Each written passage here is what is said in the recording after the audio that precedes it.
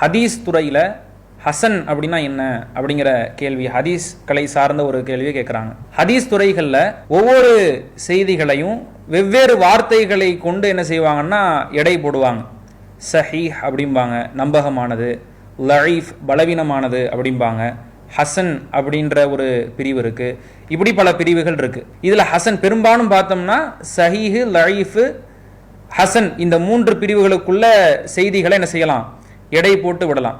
இதுல ஹசன்னா என்ன அப்படிங்கிற கேள்வி கேட்குறாங்க. ஆஃபில் இப்னு ஹஜர் அவங்க இந்த ஹசனுக்கான ஒரு வரைவிலக்கணத்தை சொல்றாங்க. ஹபருல் ஆஹாதி பி நக்லி அத்லின் தாமில் லபுத்தி முத்தசிலில் சனதி கைரி முஅல்லலின் வலா ஷாதின். ஒரு நம்பகமான ஹதீஸ் என்பது அதிலே நீதமான அறிவிப்பாளர்கள் இருக்க வேண்டும். அந்த அறிவிப்பாளர்கள்ல யாருமே நீதங்கள் குறைவாக இருக்கக்கூடாது.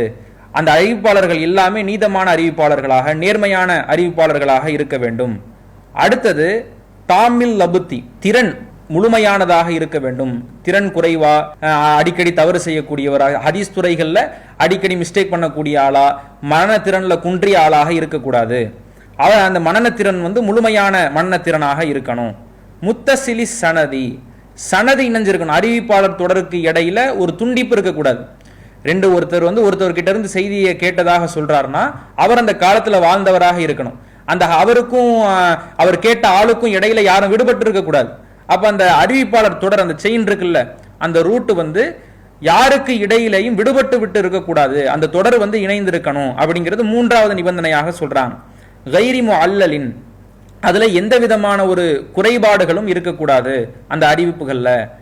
அஞ்சாவது வலா ஷாதின், அந்த அறிவிப்புகளோ அந்த அறிவிப்பாளரோ ஷாதாக இருக்கக்கூடாது. ஷாத் அப்படின்னா நம்பகமானவர்களுக்கு முரணாக அறிவிக்கிறது. நம்பகமானவர்கள் ஒரு செய்தி அறிவிச்சிருப்பாங்க, அந்த செய்திக்கு இந்த செய்தி முரணாக இருக்கிறது, அல்லது அந்த செய்திக்கு முரணாக இந்த அறிவிப்புகளில் வரக்கூடிய அறிவிப்பாளர்கள் அறிவிக்கிறது. இது எதுவுமே இல்லாமல் இருந்தால் இந்த செய்தி சரியான செய்தியாயிரும். இப்போ இந்த 5 நிபந்தனைகள் என்னது?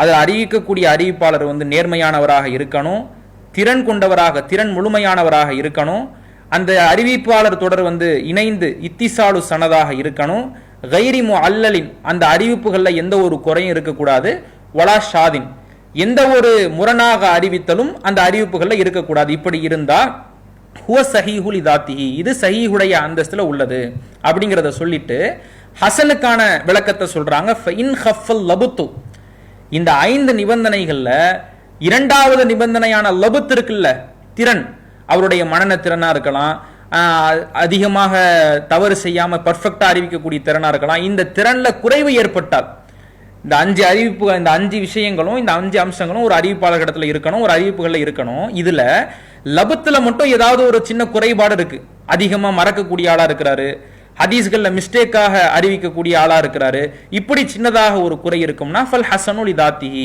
இதுதான் ஹசன் அப்படிங்கிறாங்க.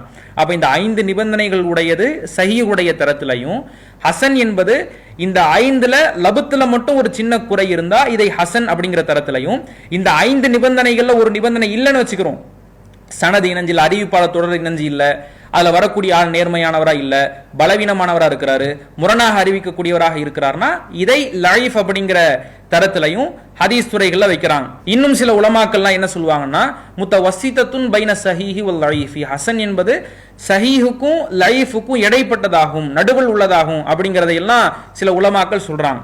அப்ப ஹசன் என்பது 5 தகுதிகளில் லபுத் அப்படிங்கிறதுல திறன் அப்படிங்கிறதுல சில குறைபாடுகள் இருக்கும்னா அதை என்ன செய்யறாங்க, ஹசன் அப்படிங்கிற தரத்தில் ஆக்குறாங்க. அப்ப ஹசன் என்பது லபத்தில் உள்ள குறைகளை குறிக்கக்கூடிய ஹதீஸ் ஆகும்.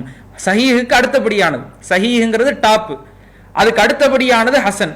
இந்த ஹசன் தரத்தில் உள்ள ஹதீஸ்களை ஏத்துக்கலாமா கூடாதா அப்படின்னா எல்லா ஹசனையும் நம்ம ஏத்துக்க முடியாது. சிலர் ஹசன்னு அதை பதிவு பண்ணியிருப்பாங்க, ஆனா அந்த அறிவிப்பாளர் பார்க்கும் பொழுது அவர் பலவீனம், லஈஃப் அப்படிங்கிற நிலைக்கு தள்ளப்படக்கூடிய ஆளா இருப்பார். சிலர் ஹசன் அறிவிச்சிருப்பாங்க, ஆனா அவங்க இடத்துல பெரிய குறைகள் எதுவும் இருக்காது. அது ஹசன், அந்த தரத்துல ஹசன் இருக்குமானால் அதை ஏற்றுக்கொள்ளலாமே ஒழிய பலவீனத்தில் தள்ளக்கூடிய லஈஃபினுடைய தரத்தில் தள்ளக்கூடிய ஹசனை நாம் என்ன செய்ய முடியாது, அதை எடுத்து செயல்பட முடியாது என்பதை இந்த கேள்விக்கான பதிலாக நாம் சொல்லிக் கொள்கிறோம். அல்லாஹு அக்பர், அல்லாஹு அக்பர்.